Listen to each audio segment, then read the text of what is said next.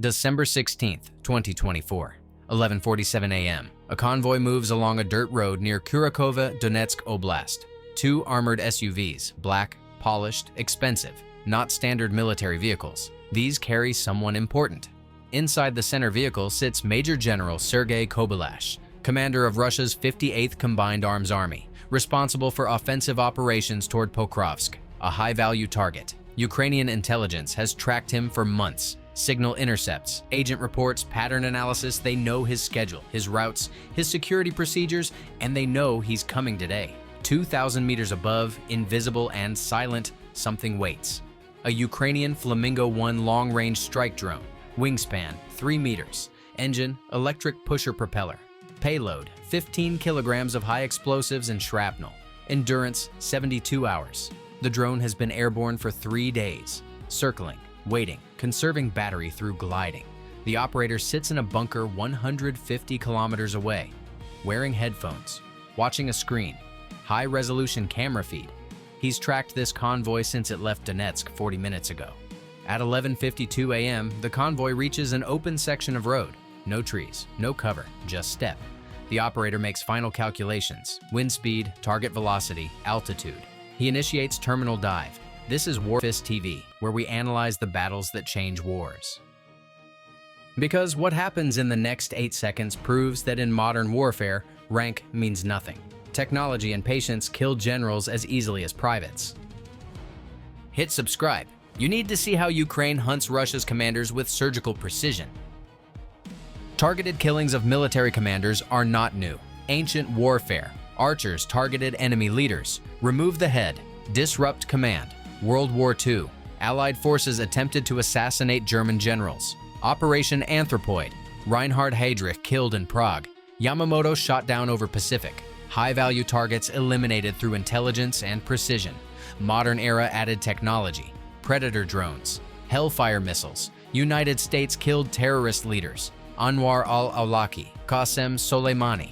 Precision strikes from unmanned platforms. Ukraine adapted this doctrine. Limited resources, cannot afford Predator drones, cannot afford Hellfire missiles, so they built their own. Flamingo-1 is Ukrainian innovation, developed domestically, components sourced internationally, Chinese motors, European electronics, Ukrainian assembly and integration. The design prioritizes endurance over speed, electric propulsion, silent, long flight time, can loiter over target areas for days, waiting for the perfect moment. The payload is simple but effective. 15 kilograms, high explosive core, shrapnel sleeve, ball bearings, metal fragments, designed to create maximum casualties in the kill radius, 10 to 15 meters. The guidance system uses GPS and visual. Operator flies drone to general area using GPS coordinates. Final approach uses camera. High resolution, stabilized. The operator sees what the drone sees, identifies target visually, steers manually in terminal phase. This is not fire and forget. This requires skill, patience, nerves of steel, because you're killing someone, watching them in real time, through a camera, from 150 kilometers away. The psychological burden is real, but necessary. War is not clean. War is not distant. Someone must pull the trigger, or in this case, press the button. Major General Kobylash was not a random target. Ukrainian intelligence compiled a file. His background, career, responsibilities, war crimes.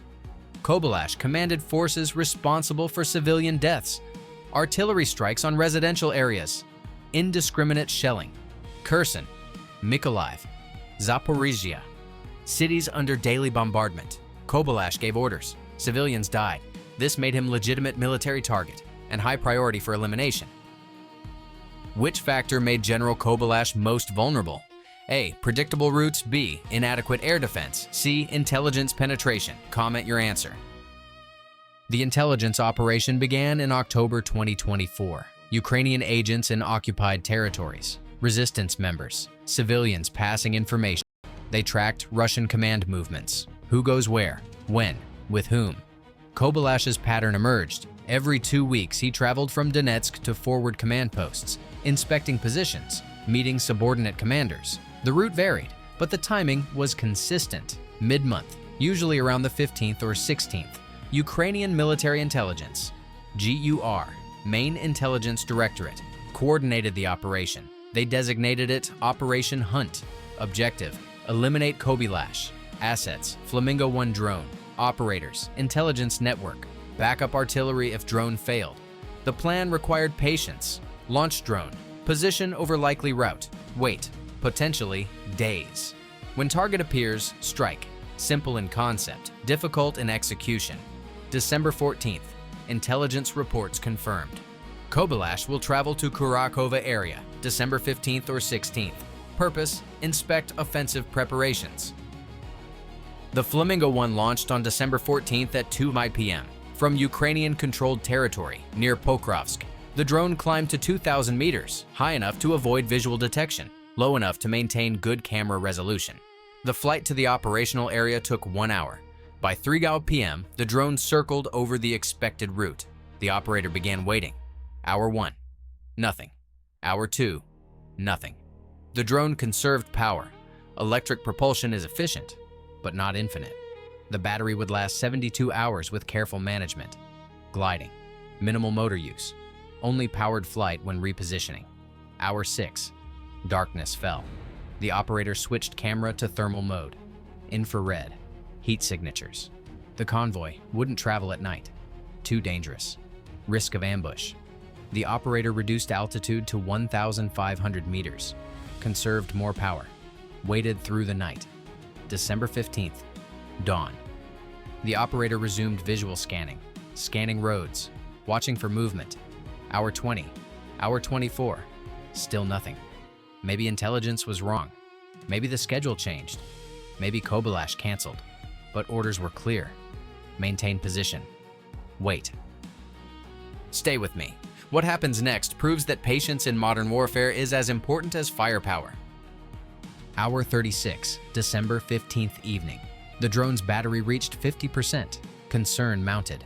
If the target didn't appear soon, the drone would need to return. Cannot risk losing the asset. Crashing in Russian-controlled territory, giving them Ukrainian technology. Hour 48, December 16th morning. Battery at 30%. The operator prepared to abort. Return to base. Then, reconnaissance assets reported. Convoy departed Donetsk, 11 a.m. 2 vehicles, heading west toward Kurakhove. This was it. The operator activated full systems, camera to maximum resolution, GPS locked, altitude adjusted to 2,000 meters, perfect attack altitude. The convoy appeared on camera at 11:35 a.m. 2 black SUVs, armored, moving at 60 kilometers per hour. The operator tracked them, following from above, waiting for the right moment. The road passed through several areas, some with trees, buildings, cover. Not ideal. The operator needed open ground, maximum effect, minimum risk of missing. At 11:47 a.m., the convoy entered open steppe. Flat agricultural land, no trees, no structures, no cover. Perfect. The operator began terminal attack sequence, checked wind speed, 3 meters per second from the east, compensated, checked target speed, 60 kilometers per hour, 17 meters per second. Lead calculation. Target will travel approximately 136 meters during 8-second dive. The operator positioned the drone ahead of the convoy, directly over their projected path.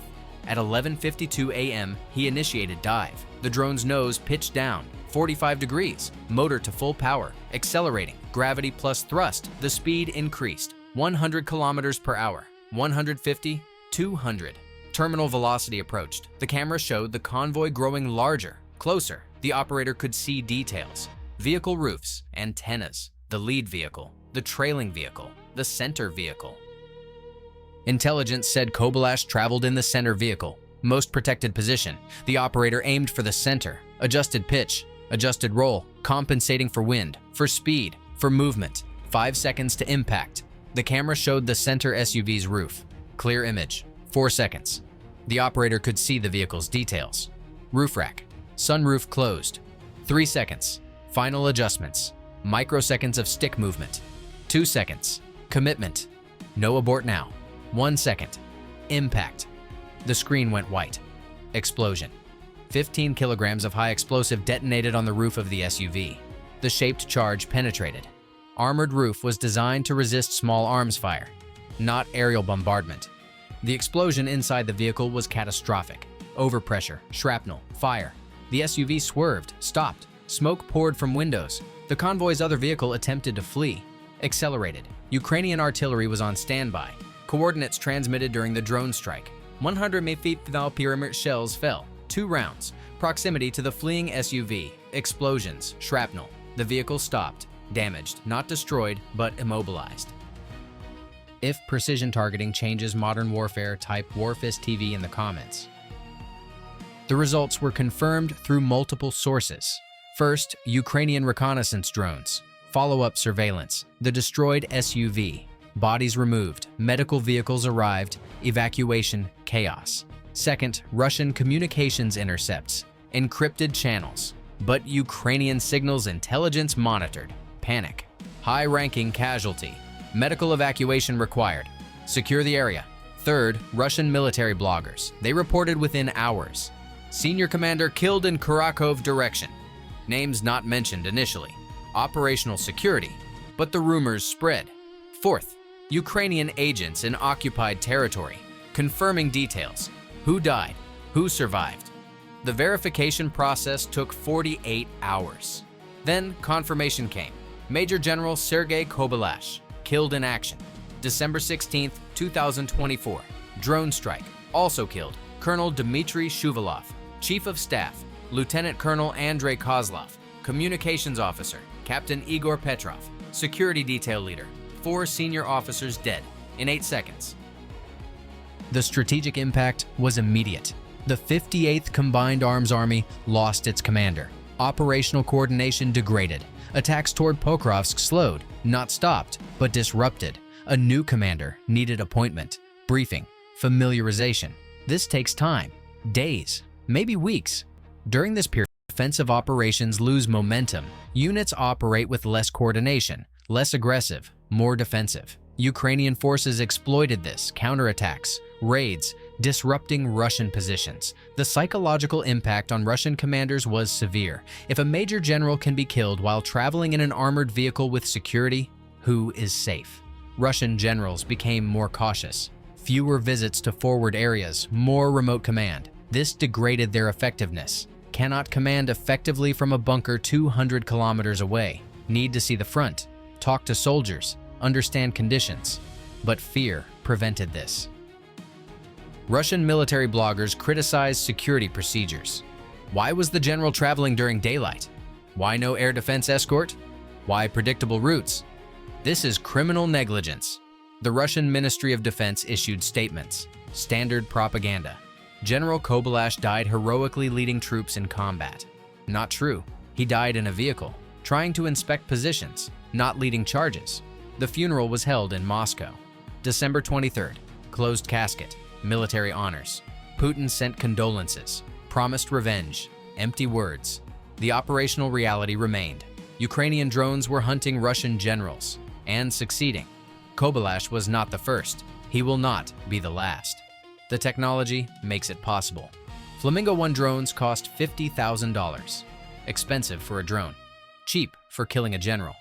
The training of replacement generals costs millions. Their experience is irreplaceable. One drone eliminates years of military education and combat experience. Answer: C. Intelligence penetration. Predictable routes can be avoided. Adequate air defense can protect convoys. But if the enemy knows you're coming, knows your route, knows your schedule, you cannot hide. Intelligence is the decisive advantage. Ukrainian networks inside Russia provide real-time information. This enables precision targeting. No amount of armor protects against information superiority. The technical execution of the strike demonstrated Ukrainian capability. The Flamingo-1 drone flew for 72 hours. This requires exceptional battery management, efficient motors, lightweight construction, aerodynamic design. The operator maintained focus for 3 days. Shifts rotated, but someone was always watching, always ready. This requires training, discipline, professionalism. The terminal dive was executed perfectly. 8-second attack run, manual control, compensating for wind, for target movement, for altitude. Hitting a moving vehicle from 2,000 meters requires skill and technology and courage, because if you miss, the target escapes. Security improves. The opportunity is lost. There are no second chances in assassination operations. The coordination with artillery backup showed combined arms thinking. If the drone failed, artillery would engage. Multiple methods, redundancy, ensuring mission success. The intelligence network that tracked Kobylash demonstrated Ukrainian reach, agents inside occupied territory, resistance networks, signal intelligence, satellite reconnaissance, all integrated, all coordinated. This is not improvised. This is systematic intelligence warfare. The aftermath analysis revealed additional details. The explosion destroyed the vehicle's interior. Forensic examination of the wreckage showed penetration from above, consistent with drone strike.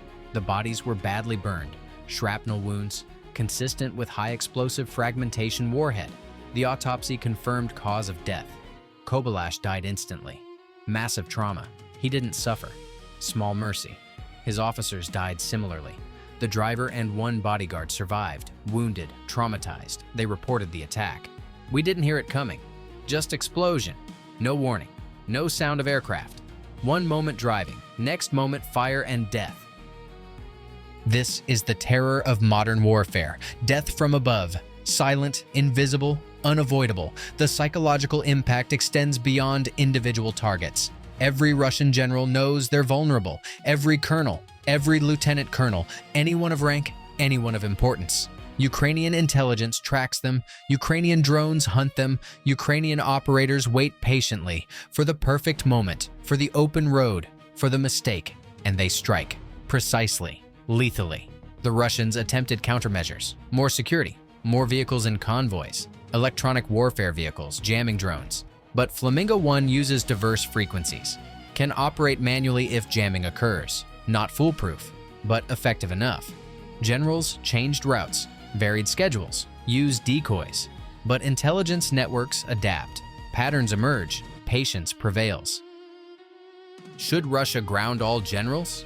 Can electronic warfare stop drone strikes? Will this change how armies protect commanders? Comment your tactical assessment. Subscribe to WarFist TV. We analyze the evolution of targeted killing in modern war. Major General Sergei Kobylash is dead, killed by a drone, operated by a Ukrainian soldier he never met, from a distance he never saw, with technology he couldn't defend against. This is modern warfare, not glorious, not honorable in the classical sense, but effective, necessary, legal under international law. He was a combatant, a legitimate military target. His death degrades Russian offensive capability, saves Ukrainian lives, prevents future atrocities. This is war, reduced to mathematics. Cost-benefit analysis, $50,000 drone versus $1 million general, plus the troops he commanded, plus the operations he planned, plus the civilians he would have killed. The equation favors the strike. The operator who executed the mission remains anonymous. Security protocol. But he carries the weight. He watched a man die, watched the explosion, watched the fire, through a camera, from far away, but still watched. This is the burden of modern warriors. Killing at distance, precisely, efficiently. It's not heroic in movies. It's clinical, professional, necessary. Someone must do it. Someone must press the button. Someone must end the threat. The Flamingo-1 drone that killed Kobylash crashed after the strike. Intentional.